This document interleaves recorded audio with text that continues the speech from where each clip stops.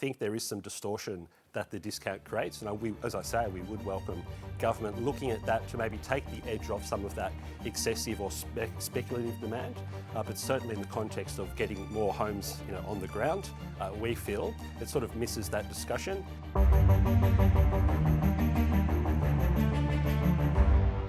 Luke, thank you for joining the business. Great to be here, David.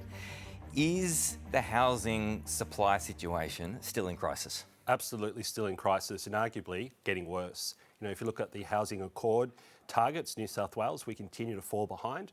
And I think what's critical is particularly the housing wait list for people seeking social housing and community housing. That's now almost 70,000 people, vulnerable, low-income households. It might be women fleeing domestic violence, people at risk of homelessness, waiting to find a roof over their head. So the crisis is real and deepening.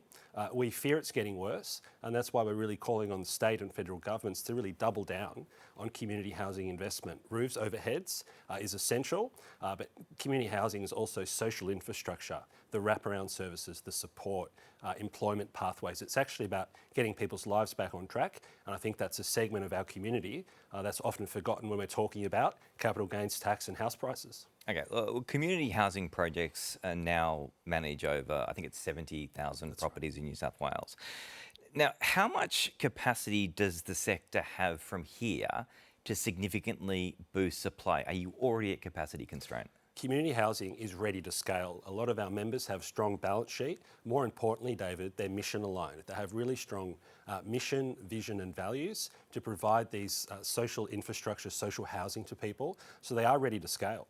And if you look at the Housing Australia Future Fund, you look at Minister Jackson here in New South Wales with the $6.6 billion Building Homes for New South Wales package, there is a lot of appetite. So not just from our members who are not-for-profit community housing providers, but also from government and also partners as well, David. The reason that community housing providers provide such great outcomes is partnerships. They collaborate with government, but also with institutional capital. So we've got a lot of social capital and capital markets and developers wanting to partner with CHPs, community housing providers, to really continue scaling. So you're right, 70,000 properties in New South Wales, almost 150,000 nationally, according to our industry profile, which will be released shortly. So huge opportunity and a proven track record. I think that's what's important here.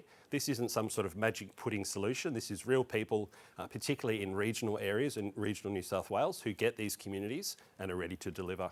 Let's just shift to the demand side of the equation just for a second. Now, you say that tweaking the capital gains concession discount is effectively just limiting demand. It's a blunt instrument. Tinkering around is not going to do much. Why not get rid of the concession altogether?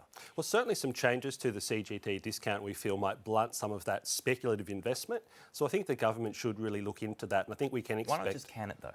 Well, I think it's there to actually drive, private investment into the housing market. So I think they need to be quite careful they don't throw the baby out with the bathwater. But I think certainly removing that discount could actually lead to better investment outcomes. I think a lot of investors are essentially speculating and expecting that capital gain to occur with a reduced tax rate rather than necessarily looking for, high-yielding income-driven investment. So I think there is some distortion that the discount creates. And as I say, we would welcome government looking at that to maybe take the edge off some of that excessive or speculative demand. But certainly in the context of getting more homes, on the ground, we feel it sort of misses that discussion. It certainly will dominate a lot of the political headlines and the commentary over the next few weeks with the federal budget and the political cycle. But certainly it's not a substitute, particularly in regional areas where people are on wait lists and need housing now. Just very, very briefly, we seem to be talking about a supply crisis all the time.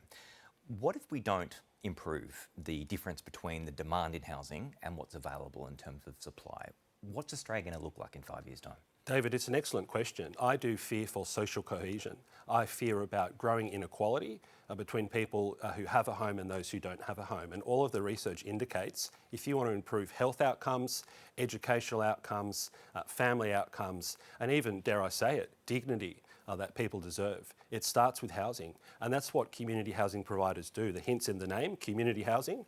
That is at the core of giving people the best opportunity to get their life on track. And we're talking about everyday Australians here, David, with the cost of living crisis, with rising interest rates, with fuel prices as well. A lot of people are only one paycheck away from homelessness. So we're talking about everyday Australians who need a fair go. So I really do fear if we don't fix the supply crisis, and by supply crisis, we don't just say an abundance for many. We're actually talking about the right product at the right place at the right price point. So really targeted social housing investment to really help some of those segments of our society who are currently quite left behind. Yeah, and it doesn't get any more basic than having a roof over your head. Luke Actostrut, thank you so much for joining the business. Pleasure, David. Thank you.